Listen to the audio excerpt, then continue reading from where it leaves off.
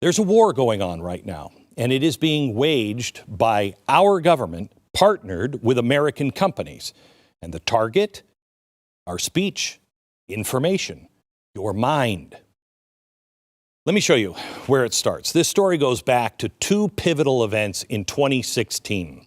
Every global expert in the world was absolutely, positively sure that these things were coming down the pike and Hillary Clinton was going to be president and everything was going to be fine.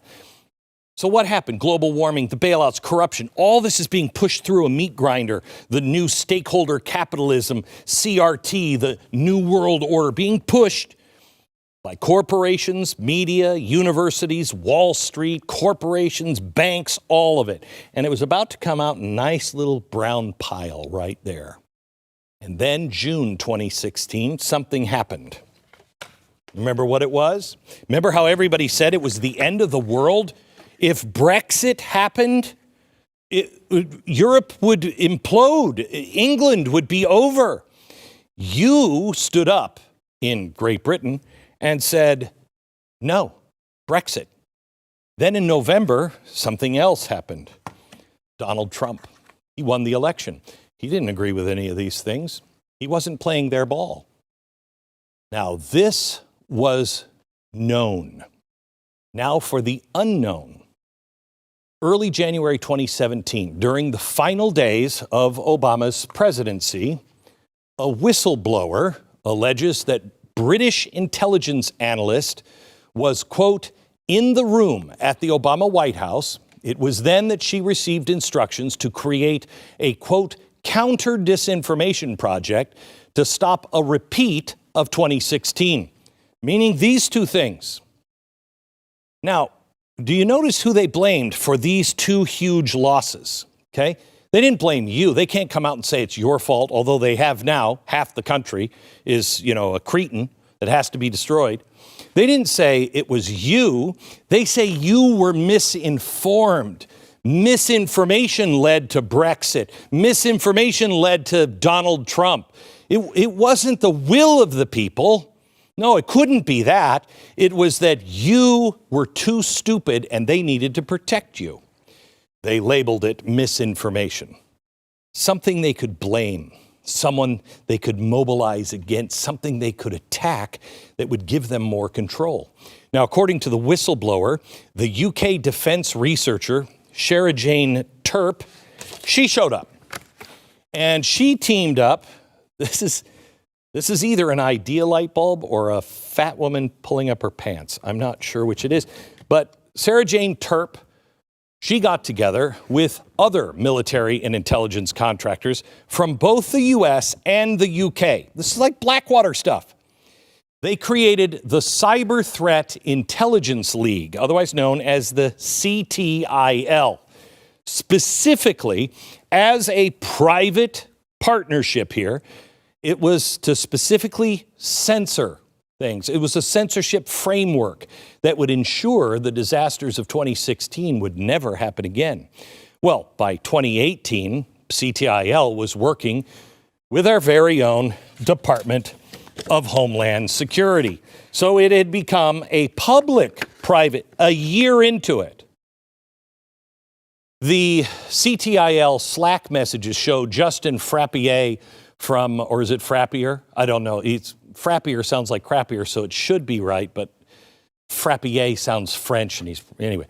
The CISA were added to the organization's internal communications at Homeland Security. In other communications, Justin asks about disinformation resources that I assume CISA could act on.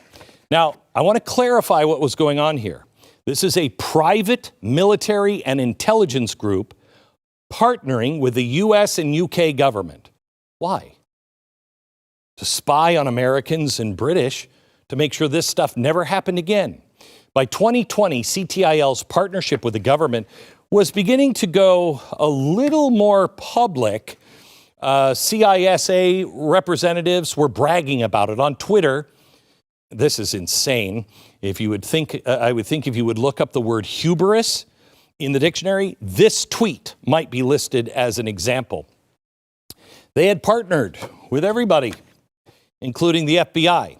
The whistleblower stated that around 12 to 20 active members of both the FBI and CISA were working with the Cyber Threat Intelligence League, CTIL, who was now partnered with the government. They developed a playbook for how to handle those that they deemed were guilty of misinformation. They even gave it a cool-sounding acronym: Adversarial Misinformation Influence Tactics and Techniques, or AMIT. Now, if that sounds like something the FBI or military intelligence would employ on our enemies overseas, you're exactly right. Listen to this.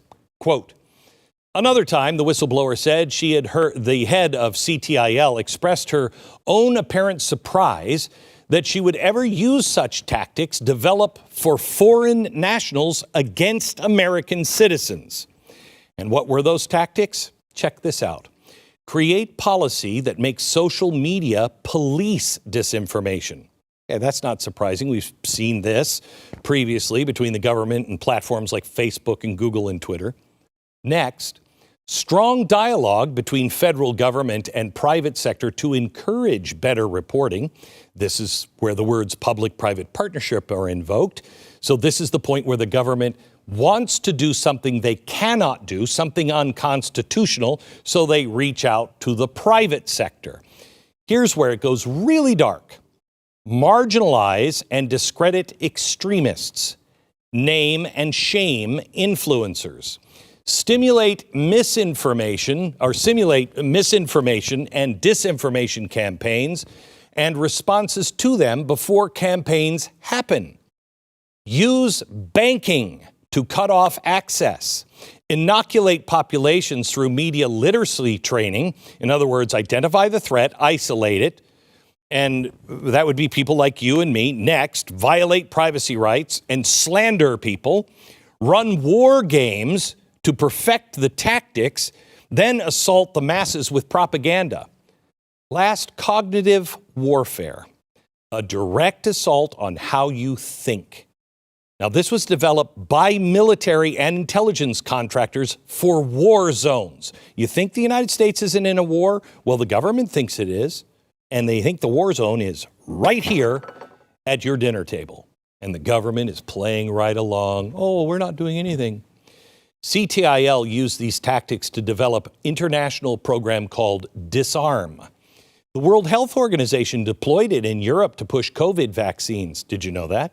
Disarm's website boldly brags, and I quote, Disarm has been seen through its successful deployment across a number of global agencies and country teams. These include defending democracy, supporting pandemic communication, and addressing other disinformation campaigns around the world, including the European Union, United Nations, and NATO. Disarm users also include government teams, such as in the U.S. and Canada. Defending democracy?